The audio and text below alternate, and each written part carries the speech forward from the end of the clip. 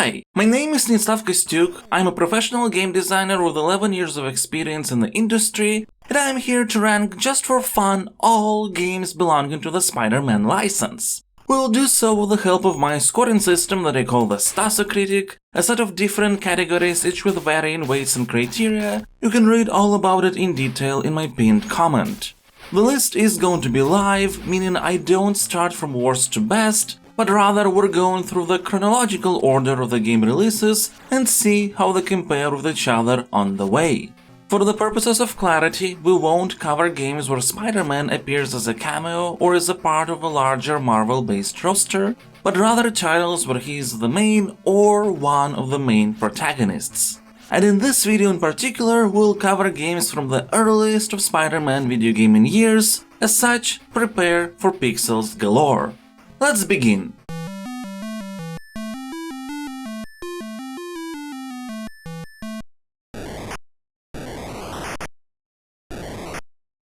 If the information I found online is correct, this 1982 Parker Brothers game is not just the first Spider-Man video game ever, but also the first video game for any Marvel Comics license. And that's probably the most exciting thing about it.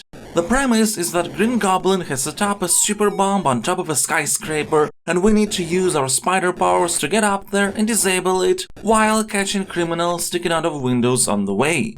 The concept is actually very nice for an arcade title, and it is really appreciated how Spider-Man's first video game foray is based from the ground up on his web and wall climbing powers. This might sound surprising, but this fact is not going to be the standard for a long while. The problem is that gameplay requires absolute pixel-perfect precision, and after several plays it gets very tiring. I actually played this game as a child on our old Atari 2600, long before I knew anything about Spider-Man as a character, and I remember now how I never liked it back then because of this. Even nowadays, with more gaming experience, it's very easy to fall to your death and fail to latch onto something. And since progression in this game is really about adding more goblins, window criminals and thin scaffoldings, playing it can become an exercise in frustration the farther you go. Though this is not a bad game, in the end it gets a Stasucritic score of 47 as one that is more about historical value than actual enjoyment, which of course still can be found here if this type of game is your cup of tea.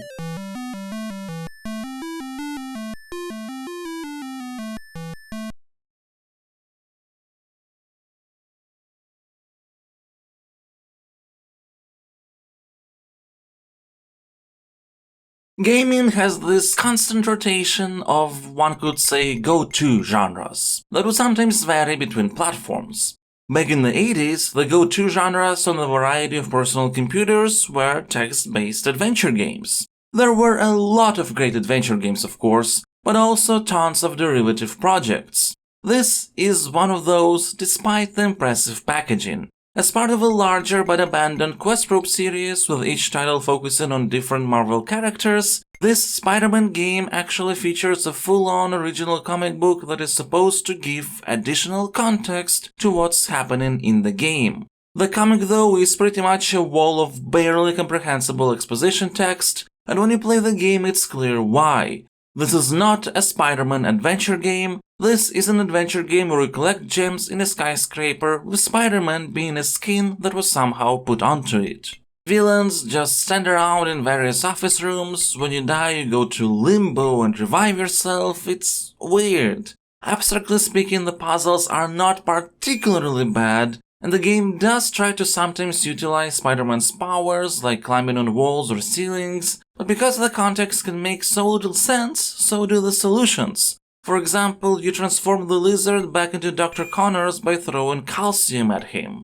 And that one is on the light side of ridiculousness. So, yeah, the Questprobe Spider-Man game gets a Stasucritic score of 25. It does have some redeeming points, but I don't think this is a good game, so I would suggest avoiding it.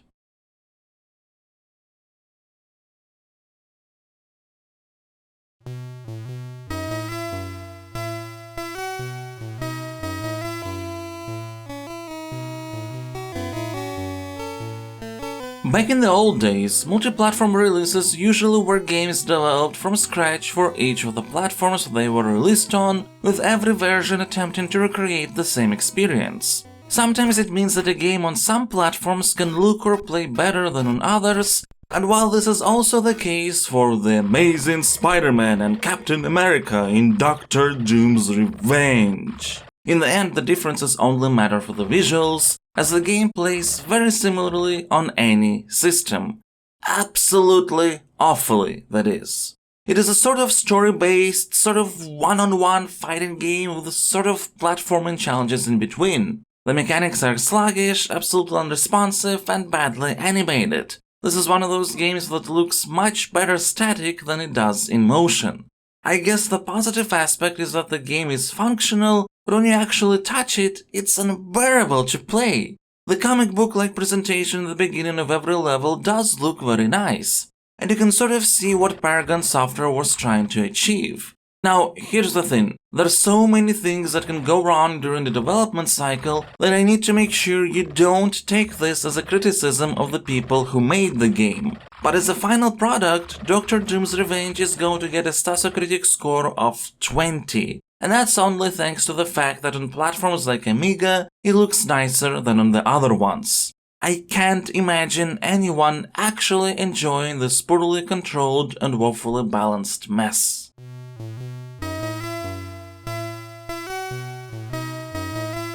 Spider-Man. Spider-Man.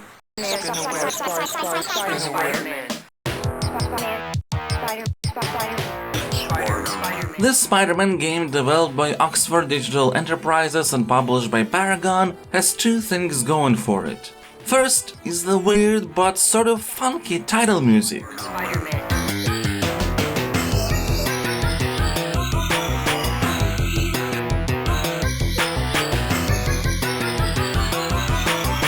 And the second one is the strangest health bar I have ever seen. As Spidey gets damaged, his skeleton is slowly getting revealed. Morbid. Anyway, in terms of contextualization, this game is nothing special. Mysterio kidnaps Mary Jane and takes her to a movie studio, which is sort of used as an excuse to have all kinds of weird enemies like robots and mummies and whatever. The opponents you encounter will rarely have any connection to the Spider-Man universe, if ever. However, the game actually has quite a bit of potential to be a nice, fun experience if it just weren't so clunky to control. I swear, despite the control scheme literally consisting of only directional and fire web buttons, it is impossible to get Spider-Man to do anything you want him to do. It doesn't help that level design features quite a bit of trial and error, situations where you don't understand what the button you just pressed did, and things like holes in the walls actually not allowing you to progress because the door is closed on the other side, but you have no way of knowing that. So it is a bit difficult to enjoy the game despite its potential. This is why The Amazing Spider-Man sadly gets a Metacritic score of 35. Disappointing, but also not that bad of a game. If you can get used to the really clunky controls, you might find some enjoyment in it.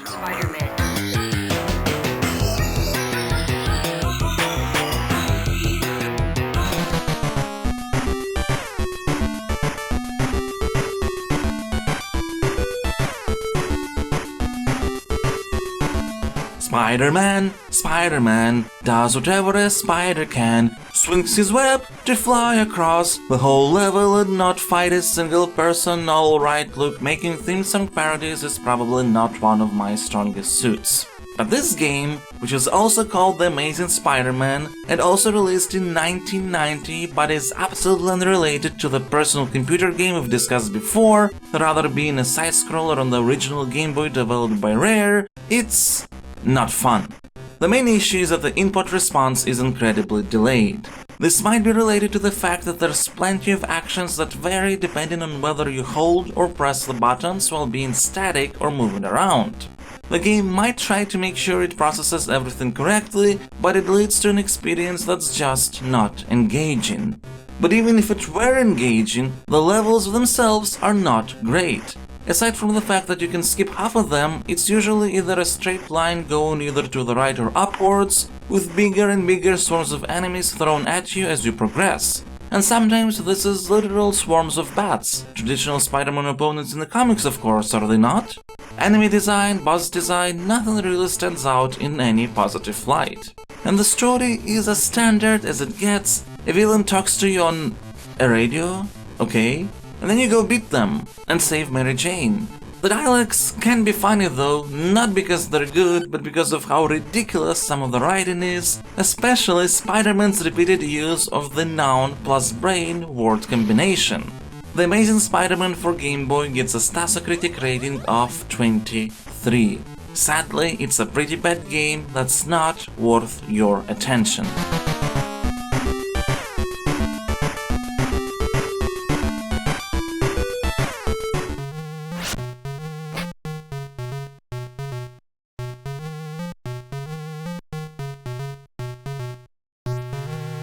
This game really can be easily explained in two shots. This one and this.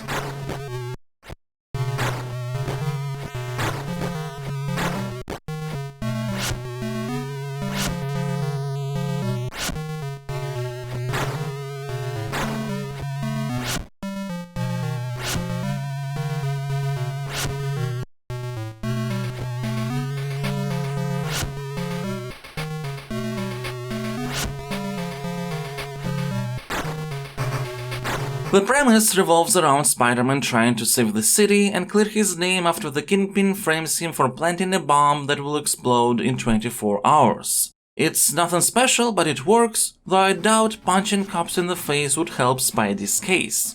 There are some interesting concepts in here, like taking photos of criminals to get money that will allow you to buy a new web shooter cartridges, or choosing whether you would like to rest at home and recover your stamina, or continue to next level immediately, as the 24-hour timer is constantly ticking. But honestly, all of that is moot because the game is a very clunky to control affair, with poor enemy design and levels that feel like a haphazard collection of objects with arbitrary goals that are not even told to you but rather discovered through trial and error.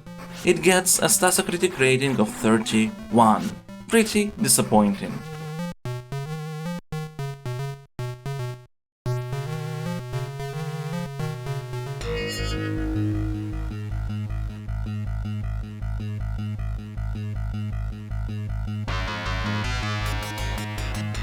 Now, there is actually another game called Spider-Man vs. the Kingpin released for Sega Genesis, also known as Sega Mega Drive depending on your region, that has the same premise and overall concept, including similar level locations and the same villains, but the gameplay is more advanced, which makes it a nicer experience than its Master System counterpart.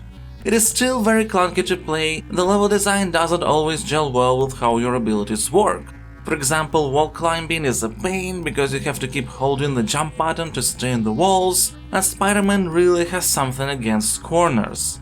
Also, ironically, despite better presentation, the story here makes a bit less sense than in the Master System version due to less dialogues that actually contextualize what's happening. I do have to admit that the continuous screen with Spider-Man power punching the cop to escape is hilarious. Not increasing the chances of them thinking you're not the villain though. So this version gets a Metacritic rating of 36. It's better, but still disappointing.